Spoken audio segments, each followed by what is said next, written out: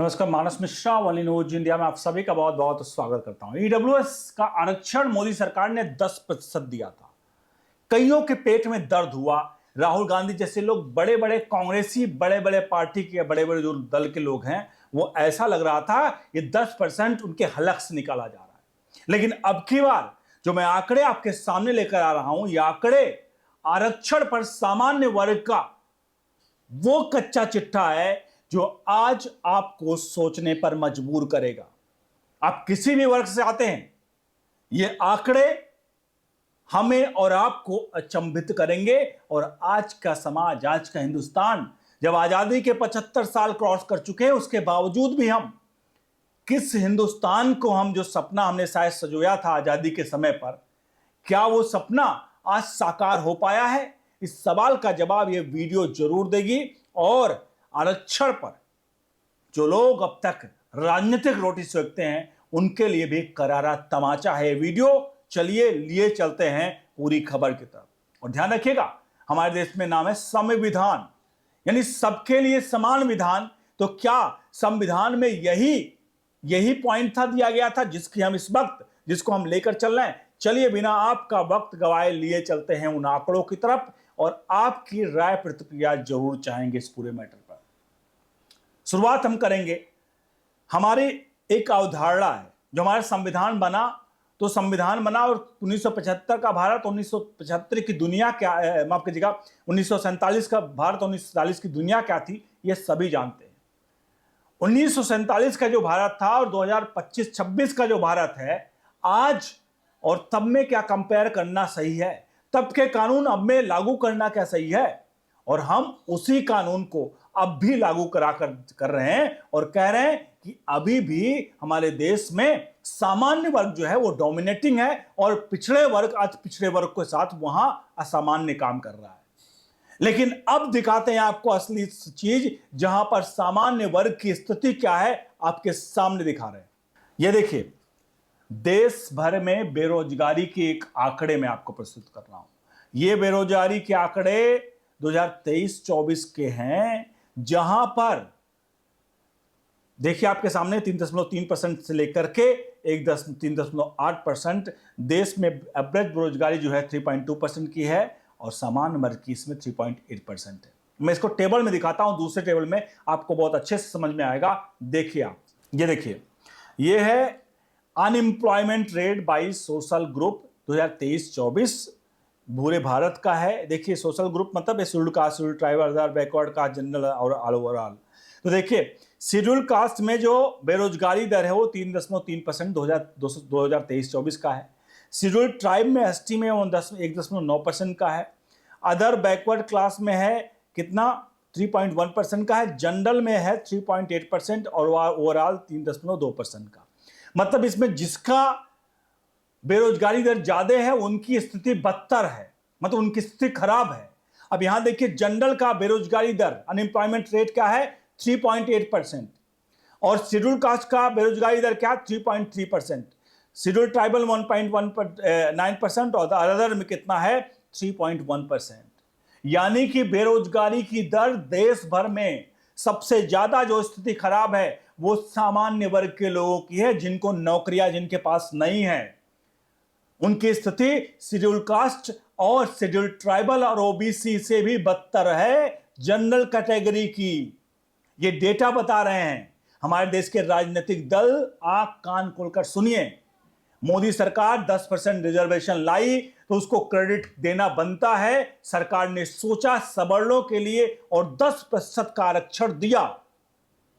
लेकिन यहां पर हम आंकड़े जब देखते हैं तो 3.2% का पूरे देश में ओवरऑल एवरेज बेरोजगारी दर 3.2% की है, लेकिन जनरल की 3.8% बेरोजगारी है, जो कि देश के एवरेज से भी ज्यादा है। अब आप समझ सकते हैं कि सामान्य वर्ग के लिए ना सोचने वाले लोग जब सड़क पर चलते हैं तो वो देखते हैं कोई अगर भूखा है, उसको 2 वक्त की रोटी नहीं मिल रही, तो पहुंचते हैं सरकारी अधिकारी, पूछते हैं तेरा नाम क्या है? वो कहता है कि मैं शेड्यूल कास्ट से हूं। नाम तो छोड़िए, पूछते हैं शेड्यूल कास्ट से हूं, कहता है चलो तुम्हारे लिए तो आइए, वेलकम है, ब्लड कार्पेट बिछाया जाएगा, कहता है शेड्यूल ट्राइबल से, उसके लिए रेड कारपेट बिछाएगा। कहेगा ओबीसी से हैं, उसके लिए भी रेड कारपेट बिछाकर खिलाया पिलाया मस्त सब कुछ जाएगा, फ्री शिक्षा सब कुछ। जहां उसने कह दिया कि मैं सामान्य वर्ग के हूं, उसको वहीं छोड़ दिया जाएगा, क्योंकि वो सामान्य वर्ग का है। उसकी स्थिति को खाए पिए, उसका परिवार कहीं भी कुछ भी हो जाए, उसके लिए कोई नहीं सोचेगा। क्या वो देश का नागरिक नहीं है? क्या वो संविधान उसके लिए नहीं बना है कि संविधान? क्या चंद लोग संविधान पे कब्जा करके बैठेंगे? ये सच्चाई है। इसलिए आर्थिक रूप से सशक्त बनाइए हमारे देश को। आर्थिक सशक्त मतलब जो व्यक्ति आर्थिक रूप से कमजोर है उनको दीजिए।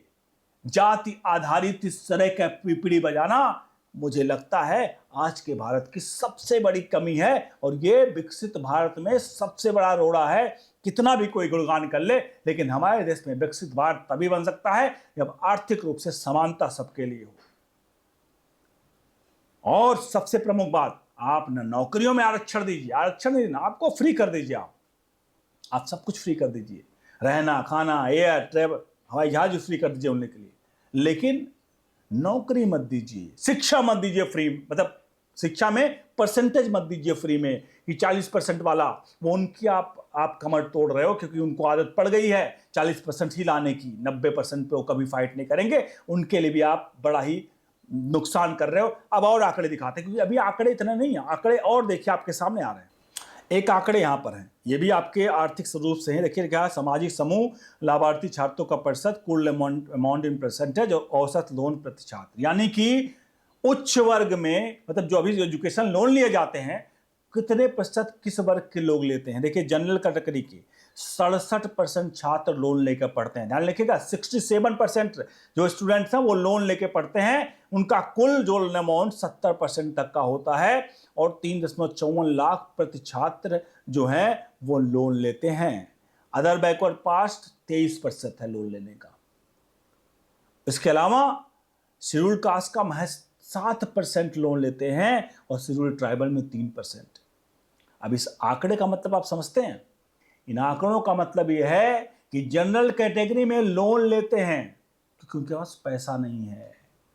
पैसा नहीं है, 67% जो छात्र हैं वो लोन लेते हैं, और लोन लेने के बाद नौकरी मिलेगी शिक्षा के बाद, ये गारंटी नहीं है। लोन के बाद तुरंत ही उनको ईएमआई चुकानी होती है। अब प्रेशर समझिए, एक सामान्य वर्ग का लोन लेने के बाद तुरंत ही उनको लोन की ईएमआई चुकानी होती है, जैसे उनका एजुकेशन खत्म होगा। अब ये पता नहीं है फ्यूचर भविष्य में अधर में है कि 3.5-4 लाख रुपए का लोन लेके बैठे, उधार एक एवरेज बात है ये। उसकी ईएमआई कैसे भरेंगे अगर नौकरी नहीं लगी? वो छात्र उस दौरान जब लोन लेता, तब से लेकर जब तक उसकी नौकरी नहीं लगती, उसके दिमाग में एक तो 90-95 परसेंटाइल ला करके उसको एग्जाम भी क्रैक करना आने वाले समय में, और उसके अलावा एक प्रेशर है कि एग्जाम तो क्रैक करना ही है, जो लोन मेरे सिर पर है, क्योंकि मेरे परिवार इतना गरीब है कि वो किसी तरह से मुझे यहाँ तक लेकर आया है। अगर मैं आगे नहीं कुछ कर पाया तो मेरे लोन की भरपाई कौन करेगा? ये है सामान्य वर्ग की स्थिति। और हम आप मोदी अगर 10% रिजर्वेशन दे देते हैं तो पूरा विपक्ष, राहुल गांधी सब चिल्लाते हैं। तो ये मोदी है तो मुमकिन है जो कहानी थी ना, किसी ने वाकई में ईडब्ल्यूएस का आरक्षण नहीं मांगा था। अपने दिल पर हाथ रख के कहिएगा कि ईडब्ल्यूएस का आरक्षण क्या आपने मांगा था? नहीं, मोदी 10% लेकर आए।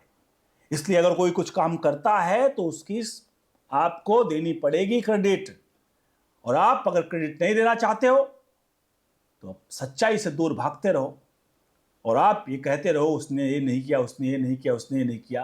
किसने क्या किया उसकी तो बात करो। 10% यूनिवर्स मिला है, लेकिन सबसे बड़ा इन सबके बीच में भी सवाल यही है कि ये 10% क्या काफी है? क्या सामान्य वर्ग के लिए ये 10% काफी है? जहां की आर्थिक स्थिति गांव में बद से बदतर हो रही है, लोगों को 2 वक्त की रोटी नहीं है, महिलाएं गांव में हैं, पुरुष शहरों में हैं, 10 से 12 हजार की नौकरी करता है, मुश्किल से महीने के 1000-2000 भी बचा पाना मुश्किल होता है परिवार के लिए, तो उसका परिवार क्या पड़ेगा? इस वीडियो को अगर आपको लगे तो एक बार जरूर शेयर करिएगा कि ये वीडियो हर एक फोन तक पहुंचनी चाहिए। सच्चाई यह है कि हमारे देश में राजनीति का स्तर विपक्ष का तो बहुत घटिया हो चुका है। वो सिर्फ और सिर्फ उनको सत्ता नहीं मिल रही तो बहुत कुछ तरह से खिसियाए हुए हैं, और खींच में वो लोग उस स्तर तक जा रहे हैं कि देश को जितना बांटना है बांटो। अब देश की आजादी के समय देश को बांटा इन्हीं कांग्रेस वालों ने 1947 में, और आज भी देश का बंटवारा जातियों के आधार पर कर रहे हैं। मैं किसी एक पार्टी को नहीं इसका क्रेडिट दे रहा हूं, मतलब इसको लेकर के जिम्मेदार सराह रहा हूं इस पूरा जाति व्यवस्था का, लेकिन एक बात तो तय है कि जाति व्यवस्था को पूर्ण रूप से मजबूती से बांटो और राज करो का कहानी जो थी वो कांग्रेस की ही थी, और अब भी वही हो रही है। राहुल गांधी हर मन से कहते हैं जाति कराओ, जाति कराओ, शेड्यूल कास्ट, ट्राइबल, फलाना धमाका, सभी कहता, कोई नहीं कहता आज तक राजनीति में, किसी के राजनीतिक भाषण में नहीं आता कि सबड़ वर्ग के, गरीब वर्ग के लिए हम आरक्षण एक बार फिर से लेकर आएंगे। वो मोदी ने किया है। बहुत बहुत धन्यवाद।